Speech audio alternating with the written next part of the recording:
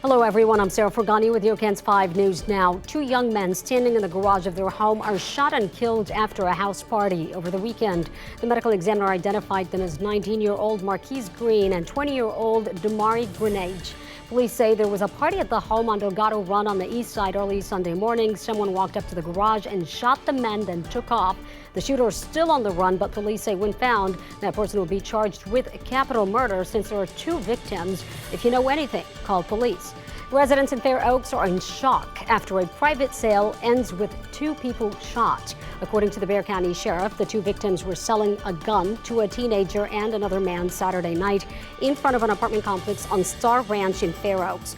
During the sale, someone pulled out a gun and started shooting, hitting the two sellers. A 20-year-old was shot in the head and another 20-year-old was hit several times. Both were rushed to the hospital in critical condition. One resident told us this is rare at their complex.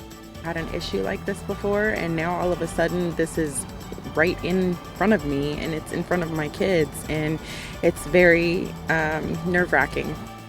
Investigators say if the victims do not survive their injuries, the teen and the other man, who are now in custody, could face murder charges. A man accused of breaking into a San Antonio 16-year-old's bedroom and sexually assaulting her is now in jail.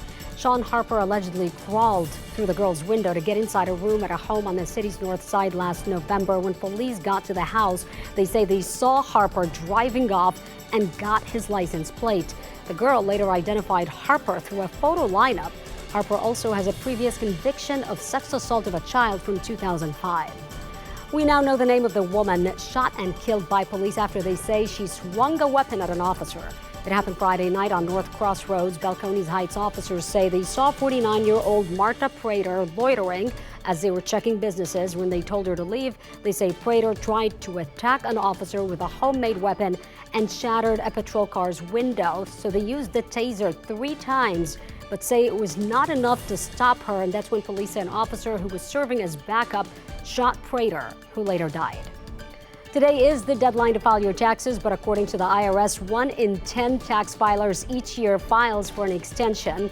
Tax prep companies offer free software through the Free File program for anyone with an annual income of up to $79,000. Now, that's not to be confused with the IRS's new Direct File tool, which allows qualifying taxpayers in Texas and other states to file for free. For those who need an extension, you can request one and get same-day approval. If you don't have everything together and you need more time to file, you can always file an extension. You can go to irs.gov to do that. The thing to remember there is just that an extension is an extension of time to file and not an extension of time to pay. To pay back what you owe, the IRS says you can set up an installment plan on their website to help you minimize penalties or interest.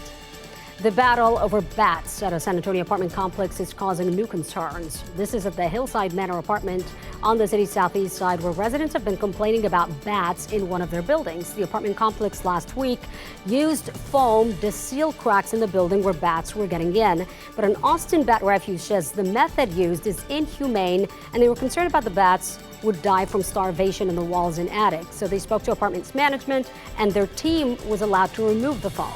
Humane bat exclusion involves doing more than simply waiting for bats to leave a roost and then closing up the exits because all bats don't leave every roost every night. So there will always be bats trapped inside. Later today, the refuge will be back on the property and install one-way passages so that the bats can leave and not return. Business owners on the St. Mary's Strip want customers to know construction is over and they are ready for business. Local businesses held a celebration this weekend, marking the end of construction and the start of a new and improved strip. During the construction, which lasted more than 2 years, several businesses were forced to shut down. It's a wonderful feeling, and the business owners getting together to put this event on, but the fact that the construction is over and we've got a nice new street, we've got lighting, we've got bike lanes, we've got plenty of parking, we've got over 20 bars and restaurants. Now, some businesses told us they still have not regained the foot traffic from before the construction began. The impact of Iran's strike on Israel this weekend is reaching the U.S. Airlines are canceling flights. United Airlines canceled flights from New York to Tel Aviv after Iran launched a drone attack on Israel Saturday. United had just started flying again to Tel Aviv last month since the war in Gaza started last October. American Airlines and Delta Airlines also suspended flights at the time and have not resumed service to Israel yet. United said they're closely monitoring the situation. Inflation is on the rise. A new government report shows prices increased 3.5% in March compared to last year. Now, that's the biggest spike in 6 months. Rising energy prices along with more expensive rent are the main reasons. And that's Gens 5 News Now. I'm Sarah Fergani.